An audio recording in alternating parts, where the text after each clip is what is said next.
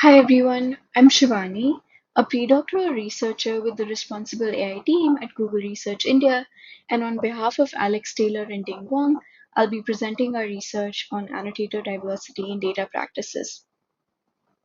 Specifically, the work that we did examines data annotation, which is the process by which labelers assign predefined meanings to data. This work of annotation is foundational to training and evaluating machine learning models, which are embedded in several products that people use today. For a long time, the focus has been on model development when it comes to machine learning, but the data-centric AI discussion over the last few years has started to bring data quality in sharper focus. Central to data quality is understanding its representativeness and diversity. Yet, even when there's a lot of discussion around improving the diversity of data samples, there's barely any emphasis on examining the diversity among the people who create this data. As you can see here, the headlines show that we know very little about the people behind such data work. Um, and when it comes to data production, scholars from STS and HCI have long been interested in understanding how data is shaped through human intervention. Um, the practices of data production are imbued with value judgments of what is counted, what is excluded, and how things are made into measurable, quantifiable entities. Um, our research particularly takes inspiration from an emerging area of scholarship that demonstrates how individual annotator identities, such as their age, gender, sexual orientation, race, or ethnicity, influence the annotation task. So, in short, data annotation, like other data practices, is situated within particular social and cultural contexts. In our research, we ask how do ML practitioners actually conceptualize and operationalize the diversity of the annotators who produce their datasets. Um, so first, we conducted a survey with 44 respondents, and then we interviewed 16 ML practitioners. For both the interviews and the survey, the questions focused on understanding their project, such as the ML task, how they collected their dataset, how did they go about selecting the annotation platform and the annotators, and their perceptions on annotator subjectivities. Our participants belong to a variety of roles in research, software engineering, as well as project management, many different locations and institution types. Our work is also informed by a distinct theoretical framing to be able to critically examine practitioners' orientations to data work. Um, Specifically, our discussion builds on the idea of regimes of existence, which was introduced by the sociologist Genevieve Deal. Deal has used the term to examine terroir in winemaking practices. Terroir is a property of wine that is assessed through aroma and taste and discussion between vintners. And so for terroir vintners, these experiences are iteratively shaped through the many stages of wine production. And Thiel's interest is actually in unpacking the tensions between objectivity and subjectivity and the ways in which objectivity actually ascribes a specific regime of existence where data can be discovered independently from the people who live around with or alongside it.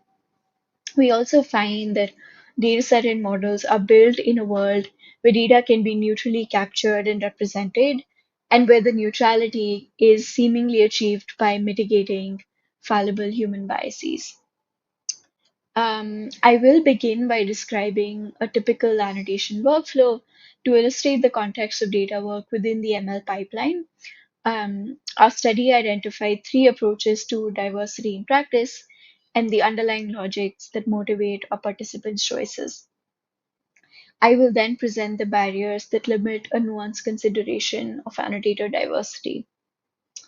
Very interestingly, most practitioners in our study relied on data infrastructures either within their organizations or third-party annotation platforms whose primary purpose was to recruit and manage annotators and project manage um, dataset collection tasks. And so we see a shift from annotator-facing marketplaces towards the sort of organized employment for data annotation. Many participants in our study also acknowledged the role of annotator subjectivities in the data labeling process, but many then went on to explain their decisions not to consider diversity when setting up their tasks. Um, for most practitioners, their focus was on achieving a threshold of performance, of quality, um, and so, in both the survey and the interviews, many practitioners described why data annotator diversity was actually not relevant to their task, especially when they saw it as objective. And so, they thought that there are specific kinds of tasks that are amenable to objective decisions and to questions with definitive answers or types of content with definitive labels. And this view was especially prominent for those who thought their annotation tasks were a matter of subject expertise, like detecting anomalies in chest x-rays or linguistic corpus detection tasks. Only a few participants actually experimented with incorporating diversity or annotator information in the data production and model building. Um, the way that they engaged with diversity was by recruiting annotators from a mix of identities, such as an equal gender split or multiple geographies, but many also found it challenging to just arrive at and prioritize a set of categories that were relevant to their task. Um, Even when they were able to recruit annotators with what they hoped for, their focus was on capturing differences in annotation patterns, and the assumption was that collecting a wide range of worldviews can correspond to the real world, and that this representation and aggregation can achieve a neutral result. Um, in our study, participants also identified several challenges to accommodating diversity, such as a lack of access to information about annotators, separation of operations, and a lack of clear and actionable pathways to incorporate annotator information into the model development and evaluation process, which altogether just diminish their motivation to prioritize diversity among data annotators. Um, Often the only information that practitioners had about their annotators just came from website brochures or blog posts from the third-party data labeling platforms, which was not specific to their projects, but rather was reported in aggregate and made publicly available. Many practitioners also spoke of how, even though annotation platforms were helpful in reducing the workload for practitioners, they also introduced a disconnect between the practitioners and the annotators.